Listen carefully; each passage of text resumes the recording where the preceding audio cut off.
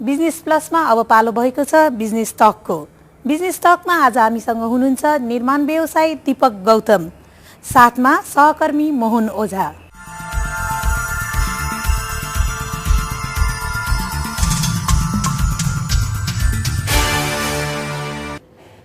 नमस्कार दर्शकबिन, कार्यक्रम बिजनेस प्लसको बिजनेस टक सोमा यहाँलाई स्वागत छ। म मोहन ओझा। विभिन्न आर्थिक गतिविधिमा आधारित यस कार्यक्रममा आजका पाहुना हामीमाझ उपस्थित भइसक्नु भएको छ। निर्माण व्यवसायहरूको अवस्था कस्तो छ, देश विकासमा उहाँहरूले कसरी योगदान गरिराख्नु भएको छ र निर्माणका कार्यहरू कसरी अगाडि बढिरहेका छन् र अन्य समसामयिक आर्थिक गतिविधिमा आधारित भएर आजको यो कार्यक्रम हामी अगाडि बढाउन गइरहेछौँ। आजका हाम्रा पाहुना हुनुहुन्छ गजुरमुखी निर्माण सेवा कम्पनी प्राइभेट लिमिटेडका अध्यक्ष तथा युवा निर्माण व्यवसायी दीपक गौतमजी।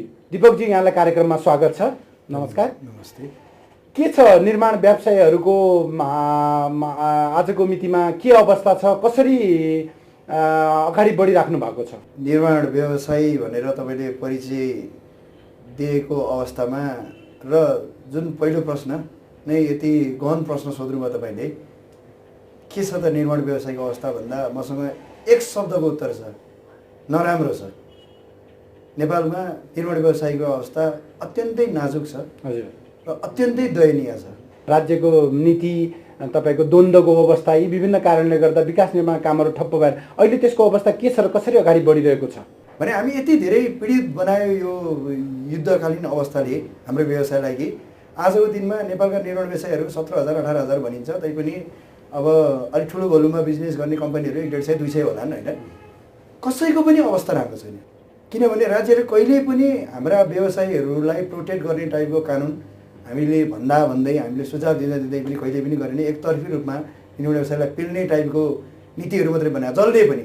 नेपालको विकास निर्माणमा तपाईँहरू निर्माण व्यवसायहरू भनेको खम्बा हो, तर राज्यको विकास निर्माणको केसमा, नेपालको विकास निर्माणको केसमा तपाईँहरू प्रत्यक्ष संलग्न पनि हुनुहुन्छ, तर तपाईँहरूले राज्य प्रणाली र सिस्टमलाई नै ठगिरहनु भएको छ भन्ने आरोप तपाईँहरूलाई पटक पटक लाग्ने गरेको छ। यसलाई कसरी यहाँले लिनुभएको लाग्छ? यो यस्तै आरोप हामीलाई लाग्छ। यो कुरा अरू मिडियामा मैले बोल्दाखेरि पनि मलाई लगभग तपाईँले यो क्वेसन सोध्नुहुन्छ भनेर अलरेडी म मेन्टली प्रिपेयर भएको अवस्था हो होइन। हामीलाई सोसियली किडन्याप गरिन्छ अनि फिरौती मागिन्छ। कसले भन्दा ब्युरोक्राट्सले, अनि पोलिटिकल पार्टिजहरूले, अनि हाम्रो बौद्धिक व्यक्तित्व भन्ने एउटा ग्रुप छ नि, बौद्धिक व्यक्तित्वहरूले, अनि मिडियाहरूले। तपाईँले सोसियल्ली किडन्याप भन्छौ, राज्य पक्षबाट, बौद्धिक वर्गबाट र समाजबाट भन्ने जुन क्वेसन उठाउनु भयो, तर टेन्डर बिडहरू हुँदा, आह्वान हुँदा तपाईँहरूले एक आपसमा निर्माण व्यवसायहरू आफैका मान्छेहरूलाई चाहिँ त्यो प्लेसमा नपुग्न दिने, टेन्डरहरू बिड गर्न नदिने, तपाईँहरूको आफ्नै भित्र पनि त नराम्रा खेलहरू भइरहेका हुन्छन् नि। अनि त्यस्तो छैन। अहिले नेपालमा complete bidding system, electronic bidding system छ। लगभग तपाईँको सबै निकायले नै इलेक्ट्रोनिक बिडिङ गर्छ। इलेक्ट्रोनिक बिडिङ भनेपछि तपाईँले अमेरिका बसेर पनि नेपालको बिड गर्न सक्नुहुन्छ होइन, सर्टेन प्रक्रियाहरू पुरा गरेर। त्यस कारणले अहिले तपाईँले यो सोध्नुभएको क्वेसनमा अहिले त्यस्तो टाइपको अवस्था छैन नेपालमा। त्यसो हो भने समाजले, राज्यले तपाईँहरूलाई हेर्ने दृष्टिकोण गलत किन? एउटा कुरो। अर्को, जुन अहिले काठमाडौँमा यो जुन सडक फराकिलो बाबुराम भट्टराईजीको कार्यकालमा जुन सडक फराकिलो गर्ने कार्यहरू भए, त्यसमा तपाईँहरू अहिले पनि काम गरिराख्नु भएको छ, प्रत्यक्ष संलग्न हुनुहुन्छ।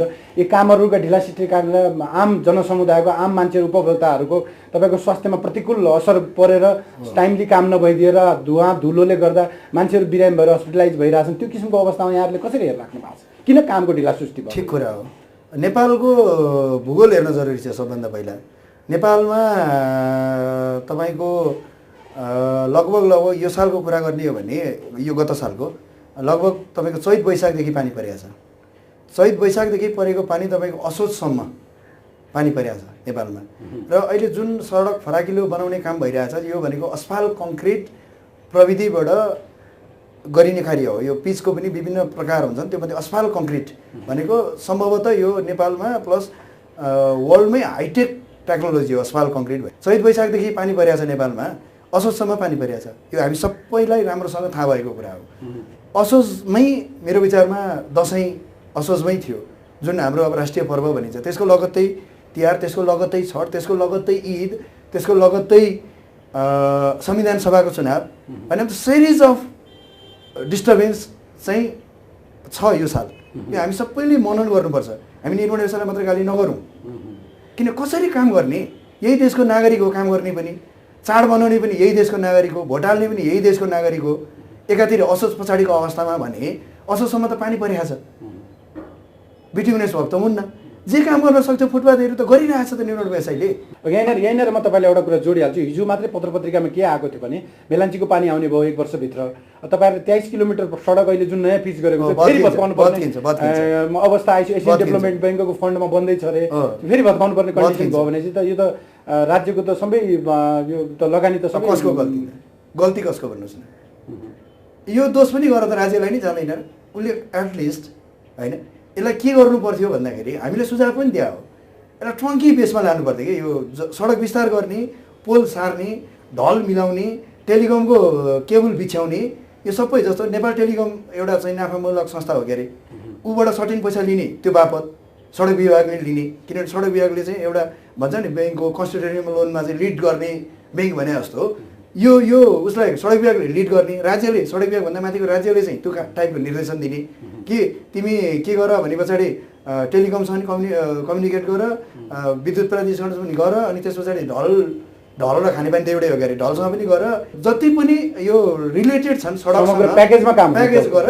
अनि तिम्रो जस्तो टेलिकमको अप्टिकल फाइबर अथवा केबल अन्डरलाइनिङ गर्नलाई कति पैसा लाग्छ, त्यो पैसा टेलिकमसँग माग सडक विभागले एज अ लिड भएर। अनि खानेपानीको पाइप चाहिँ उ गर्नलाई कति पैसा लाग्छ, त्यो खानेपानीसँग माग, किनभने खानेपानी पनि त नाफामूलक संस्था हो नि त। त्यस पछाडि गएर चाहिँ नि विद्युत प्राधिकरणको पोलहरू रिप्लेस गर्न अथवा अन्डरग्राउन्डिङ गर्ने भने कति पैसा लाग्छ, पहिला त्यो गर। अनि विद्युत प्राधिकरण पैसा माग, अनि सडक बनाउन कति पैसा लाग्छ, त्यो हिसाब गर। अनि एउटा टङ्कीमा टेन्डर निकालेर हामी जस्ता निर्माण कम्पनीलाई जिम्मा दिए भए समस्या आउने थिएन नि। हाम्रो कुरै सुन्दैन राज्यले होइन। अथवा चाहिँ नि यहाँ सबभन्दा समस्या भने म चाहिँ कस्तो हो भनेपछि यो देशमा भिजन छैन कि। तपाईँहरूले जति कुरा गरे पनि नेपालमा सबैभन्दा भ्रष्टाचार चरम हुने भनेको निर्माण क्षेत्र होइन हजुर, निर्माण क्षेत्र हो जसमा तपाईँहरूको प्रत्यक्ष संलग्नता हुन्छ।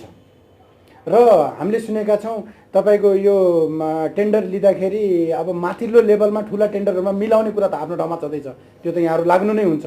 तर यो त ओभरसियरको कमिसन 80%, इन्जिनियरको कमिसन 80%, एकाउन्ट्सवालाको फाइनान्सवालाको कमिसन 80%, त्यो त तपाईँको लिगल्ली छुट्याएको हुन्छ अरे नि त राज्यको अमाउन्टबाट। यहाँलाई कसरी लिनुभएको छ, यो के हो वास्तविकता? यो चाहिँ लिगल्ली छुट्याएको भन्नु, लिगल्ली हुँदैन भ्रष्टाचार होइन। यत्रो चाहिँ इन्डियामा लोकपाल विधेयकको लागि त्यत्रो चाहिँ अब अन्ना हजारेले त्यत्रो आन्दोलन गर्दाखेरि लोकपाल विधेयक भने हाम्रो अख्तियार दुरुपयोग जस्तै हो क्या अरे होइन। मैले बुझेको कुरा अख्तियार त हाम्रो उहिले स्थापना भएको छ, शक्तिशाली अख्तियार फेरि होइन, जुनसुकै सेक्टरमा आक्रमण गर्न सक्ने भने। त्यसरी लिगल्ली चाहिँ हुन्न। तपाईँले लिगल्ली भने उत्तर मैले दिए र मैले अघि नै एकचोटि बोलिसकेको थिएँ यो विषयमा।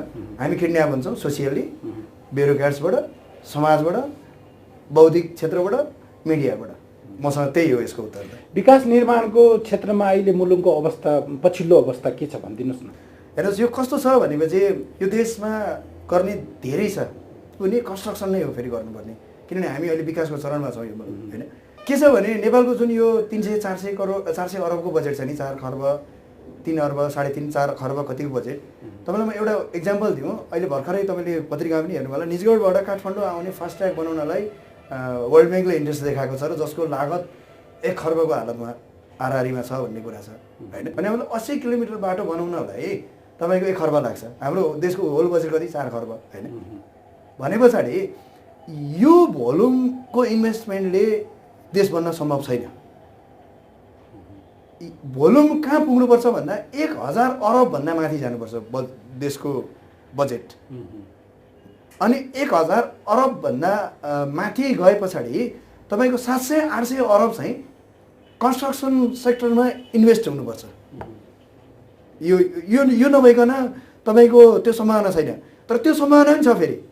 त्यो सम्भावना कसरी छ भन्दा जस्तो इन्डियामा जति पनि राम्रा ठुला सडकहरू बने तपाईँ बुट भन्छ नि, बिल्ड अफरेट ट्रान्सफर होइन, प्राइभेट कम्पनीहरूले आएर चाहिँ बनाउँछ, सर्टेन इयर चलाउँछ, अनि त्यहाँ चाहिँ टोल लिएर उसले आफ्नो लोन रिपे पनि गर्छ र अनि आफ्नो ओभरहेड र इन्कम जेनेरेट यो सधैँभरि विदेशीको मात्रै मुख ताक्ने कि जस्तो तपाईँले यहाँ नेपाल पूर्वाधार विकास के भनेर अहिले तपाईँको काठमाडौँ एउटा सुरुङमार्ग बनाउँदैछ आम पब्लिकलाई नै त्यसमा समाहित गरेर उनीहरूलाई पनि सेयर दिएर आम उपभोक्तालाई पनि त्यसमा लगाएर अगाडि बढाइरहेछ लाग्यो भने त यही देशबाट पनि त धेरै कुरो हुने रहेछ नि म यहाँले राम्रो फेरि क्वेसन सोध्नु भयो नेपालमा कति पैसा छ डिपोजिट सेक्टरमा डिपोजिट सेक्सनमा भनेर तपाईँले हेर्नुभयो भने मैले आजभन्दा 3-4 वर्ष 5 वर्ष मैले बिर्सेँ ठ्याक्कै टाइम मैले हेरेको थिएँ र त्यतिखेर मैले नेपालको होल ब्याङ्किङ सिस्टमको पैसालाई 15 करोडले भाग लगाएको थिएँ भनेको 1 मेगावाटको कस्ट 15 करोडमा हानेर बिजुली बनाउनु पऱ्यो नेपालको होल पैसाले कति मेगावाट बिजुली बन्दो रहेछ भने तपाईँले अब को नेताको घरमा च्यादरमा लुकाएको पैसा कति छ त्यो त अब थाहा छैन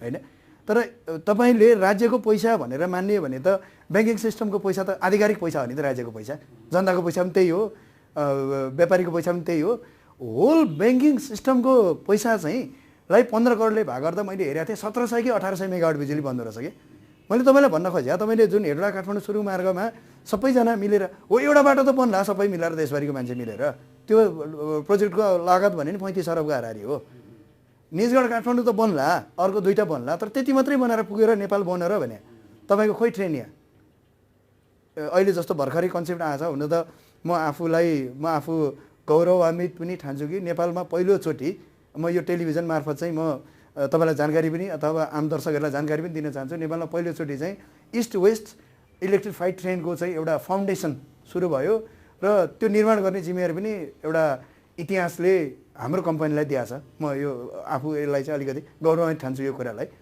अनि त्यहाँ हेरिया थियौँ हामीले कन्ट्र्याक्ट पाएको छ मेरो 5.2 किलोमिटर हो अहिले अनि यस्तो हिसाब गरेको अब इम्ब्याङ्कमेन्ट फिलिङ मात्र हो मेरो अहिलेको एकदम फर्स्ट स्टेज नेपालमा पहिलोचोटि जो सुरुवात भएको छ रेलको पनि कन्सेप्ट सुरु भएको छ रेल विभाग गठन भएको छ र रेल मार्ग नेपालमा बन्न सुरु हुँदैछ अबको 10-15 दिन 20 दिन पछाडि हामी काम सुरु गर्दैछौँ र त्यो काम पनि हामी गर्दैछौँ एउटा इतिहासले हामीलाई दिएको मौका अनि मैले यसो हिसाब गरेँ अस्ति भर्खरै साइट पुग्दाखेरि अनि त्यहाँ मैले यसो जुख पनि गरेको थिएँ 5.2 किलोमिटर अब यो 1.5 वर्ष 2 वर्ष त लागिहाल्ला त्यो बनाउनलाई भने पछाडि त 1000 किलोमिटर मानौँ पूर्व पश्चिम भने त्यो रेसीमा त 200 वर्ष त ट्र्याक बनाउन लाग्यो यदि 1 वर्षमा सकियो भने होइन यही रेसीमा जाने भने त अनि अझै अब त्यो ट्र्याकभन्दा माथि लिगहरू स्टेसनहरू बनाउने त अनि सेकेन्ड फेज भयो भने त होइन यही रेसीमा गयो भने यो 400-500 वर्षमा चाहिँ रेल चाहिँ बन्ने रहेछ यो अहिलेको स्पिडमा तर त्यस्तो नहोला राज्यले अर्को आगामी वर्षमा धेरै बजेट एलोकेट गर्ला इन्टरनेसनल इन्भेस्टमेन्टहरू क्रिएट गर्ने लबिङ गर्ला होइन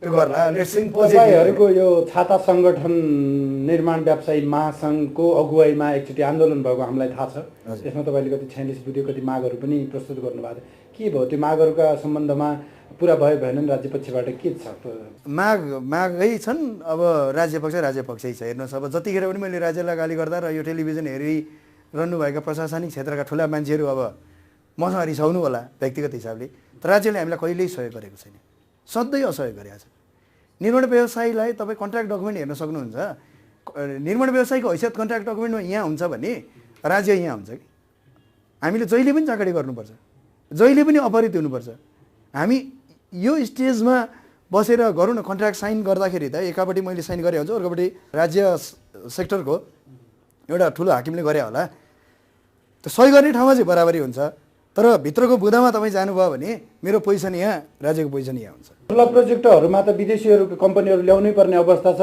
नेपाली निर्माण व्यवसायहरू सक्षम छैनन् भन्ने आरोप छ नि कसरी लिनुहुन्छ यो ठिक कुरा हो नेपालको कम्पनीको टर्नओभर तपाईँको 90 करोड 100 करोड होला सबभन्दा ठुलो कम्पनीको टर्नओभर आजको दिनमा इन्डियाको सबभन्दा ठुलो कम्पनीको टर्नओभर कति हो थाहा छ तपाईँलाई 78,000 करोड आइसी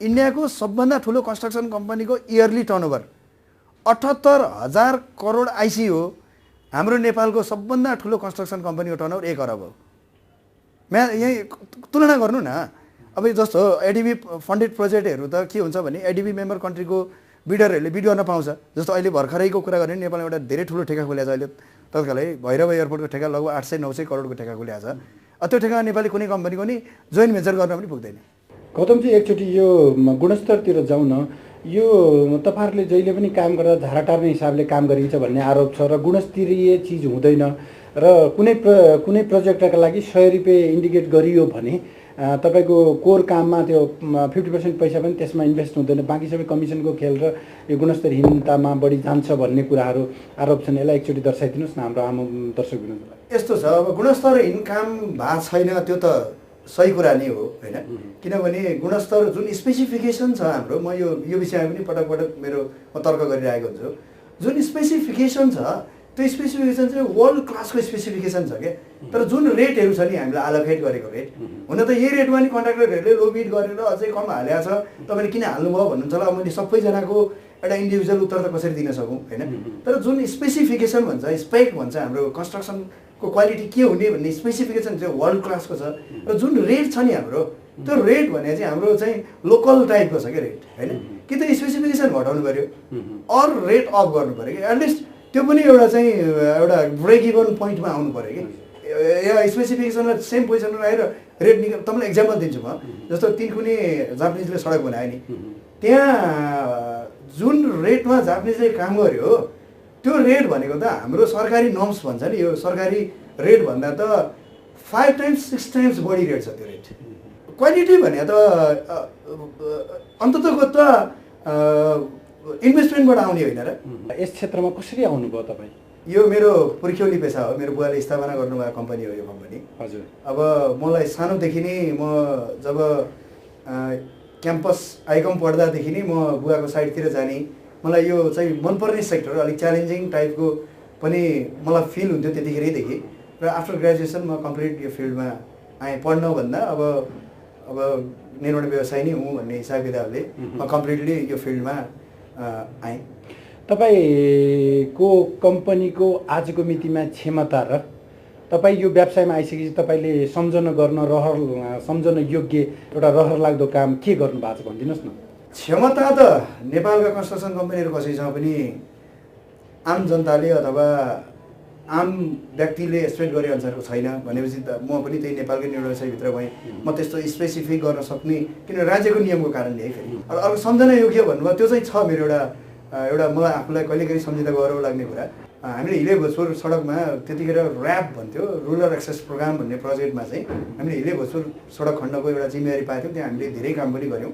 त्यो प्रोजेक्ट चाहिँ खास DFID फन्डिङ प्रोजेक्ट हो र एउटा इन्टरनेसनल ब्रिटिस कन्सल्टेन्टले चाहिँ DFID को पैसा खर्च गर्ने हिसाबले कन्ट्र्याक्टमा चाहिँ त्यो सडक बनाउने भने मतलब DFID यो इन्टरनेसनल डोनरहरूको चाहिँ पोलिसी कस्तो कस्तो पनि हुँदो रहेछ भने ब्रिटिस गभर्मेन्टले चाहिँ DFID भनेको एउटा चाहिँ उसको एउटा डोनेट गर्ने एउटा अर्गनाइजेसन भयो। DFIDले चाहिँ त्यहाँको लोकल कन्सल्टेन्ट कम्पनीहरूलाई चाहिँ यति पैसा, अब विकासोन्मुख राष्ट्र भने हाम्रो त अफ्रिकातिर गएर, नेपालतिर गएर, भुटानतिर गएर यति पैसा खर्च गरे यति टाइममा भनेर चाहिँ छोडिदिए आउँदो रहेछ। त्यो क्रममा चाहिँ उसले त्यतिखेर मेरो विचारमा भोजपुर, सङ्घसभा अनि खोटाङ र ओखलढुङ्गा 4वटा जिल्लामा चाहिँ खर्च गर्नलाई कति एमाउन्ट ल्याएको थियो मैले त्यो डाटा थाहा भएन। एउटा सर्टेन एमाउन्ट लिएर आएको थियो कन्ट्र्याक्ट लिएर एउटा ब्रिटिस कम्पनी नेपालमा। ठ्याक्कै अब त्यो उसले लिएर आयो मेरो विचारमा 56-57 सालतिर। त्यो बेला त एकदम चरम चाहिँ युद्धमा थियो देश। अब पैसा खर्च गर्न सकिन 62-63 कुरा हो। ठ्याक्कै यो जनआन्दोलन सिद्धिए पछाडि हामीले चाहिँ त्यो काम सुरु गर्ने टाइम त ठ्याक्कै सेम टाइममा थियो।